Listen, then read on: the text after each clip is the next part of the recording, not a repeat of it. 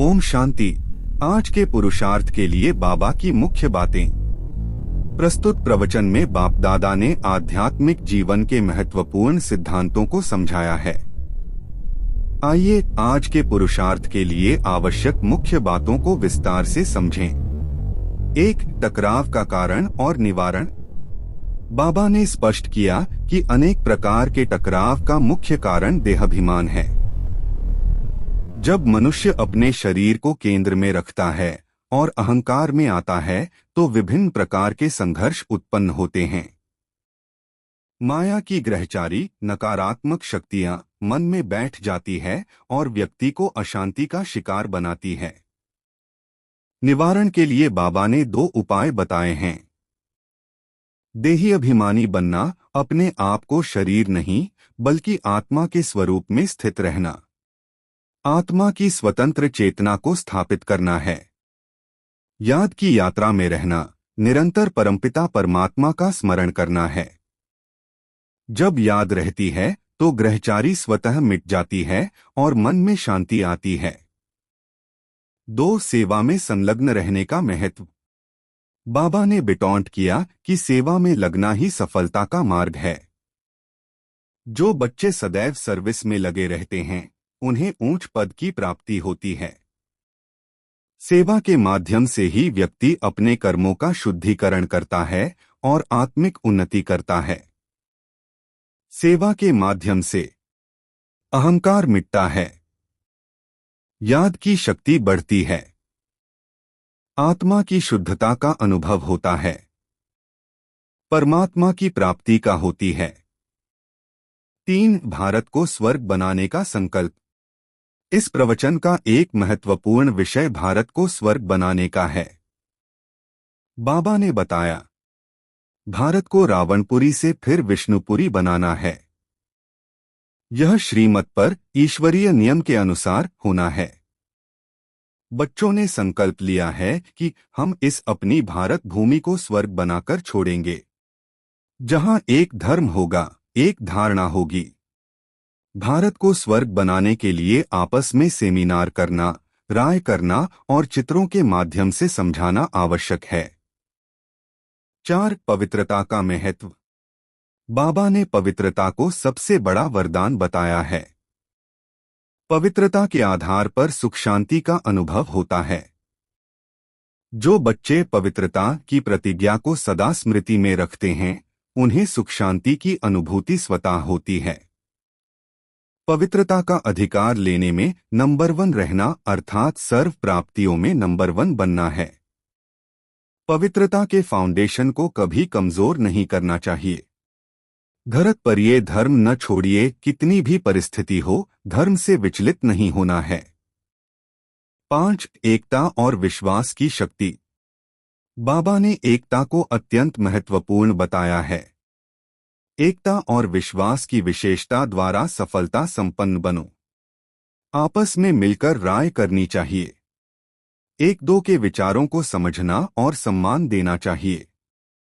संगठन की शक्ति का स्वरूप प्रत्यक्ष करना चाहिए। एकता की शक्ति सारे ब्राह्मण परिवार को संगठन में लाने के निमित्त बनेगी। 6. ज्ञान सागर का महत्व। बाबा ने ज्ञान को सबसे बड़ा उपहार बताया है। परमपिता परमात्मा एक ही बार आकर सारी नॉलेज समझाते हैं, फिर आते ही नहीं। वे रचता और रचना के आदि मध्य अंत का ज्ञान देते हैं। यह ज्ञान शास्त्रों में नहीं है, यह नई बातें हैं। बच्चों को यह ज्ञान प्रोजेक्टर और चित्रों के माध्यम से समझाना है। गीता का भगवान कौन है यह पहले समझाना है, श्री कृष्ण नहीं बल्कि निराकार शिव। 7. ड्रामा प्लान की समझ। बाबा ने आस्तिक ड्रामा की व्याख्या की। सारा कार्य ड्रामा प्लान अनुसार होना है। 84 जन्म पूरे कर फिर पहला नंबर जन्म लिया है। फिर उतरती कला से चढ़ती कला में जाना पड़े। इसमें हर एक का विचार चलना चाहिए। बच्चे पाठधारी एक्टर्स हैं परंतु क्रिएटर डायरेक्टर को नहीं जान सकते। 8. वरदान और स्लोगन। वरदान पवित्रता के आधार पर सुख शांति का अनुभव करने वाले नंबर 1 अधिकारी भव। स्लोगन, व्यर्थ से इनोसेंट बनो तो सच्चे सच्चे सेंट बन जाएंगे। सारांश, आज के पुरुषार्थ के लिए बाबा ने निम्नलिखित मुख्य बातें कही हैं। 1. देहाभिमान से मुक्ति पाएं और देही अभिमानी बनें। 2. याद की यात्रा में सदैव रहें। 3. सेवा में लगे रहें और उन्नति करें। 4. पवित्रता को अपना आधार बनाएं। 5. एकता और विश्वास को मजबूत करें। 6. भारत को स्वर्ग बनाने का संकल्प लें। 7. ज्ञान सागर का मनन चिंतन करें। आज की मुरली से धारणा के लिए गुण। प्रस्तुत मुरली 28 फरवरी 2026 में अनेक महत्वपूर्ण बातें हैं जो धारणा के लिए उचित हैं। आइए इन विषयों का विश्लेषण करें। आज की मुरली का मुख्य प्रश्न और उत्तर। प्रश्न, अनेक प्रकार के टकराव का कारण तथा उसका निवारण क्या है। उत्तर, जब देहाभिमान में आते हो तो अनेक प्रकार के टकराव होते हैं। माया की ग्रहचारी बैठती है। बाबा कहते हैं, देही अभिमानी बनो, सर्विस में लग जाओ, याद की यात्रा में रहो तो ग्रहचारी मिट जाएगी। धारणा के लिए मुख्य सार। मुरली में निम्नलिखित 2 मुख्य सार दिए गए हैं।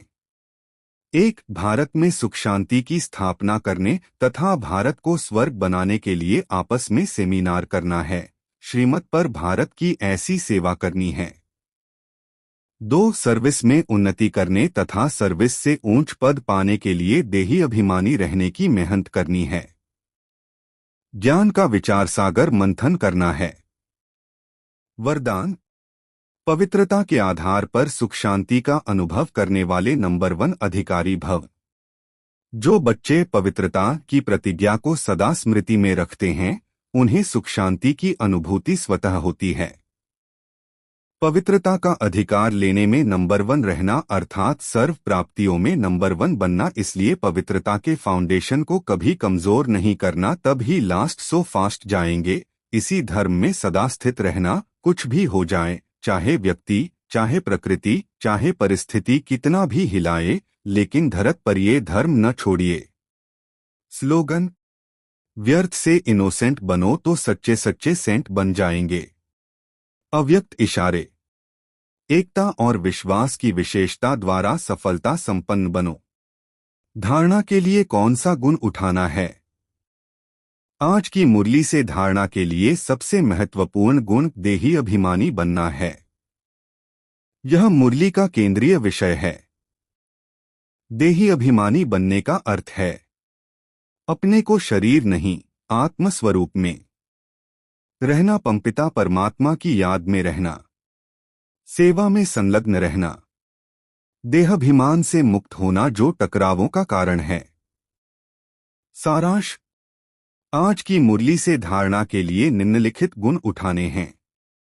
कृसन गुण विवरण। 1. देही अभिमानी बनना, आत्मा के रूप में स्वयं को पहचानना।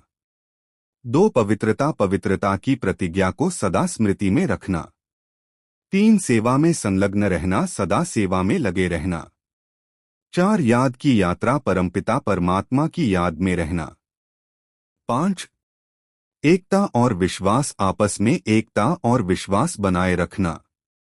धारणा का मुख्य वाक्य, देही अभिमानी बनो, सर्विस में लग जाओ, याद की यात्रा में रहो। ओम शांति।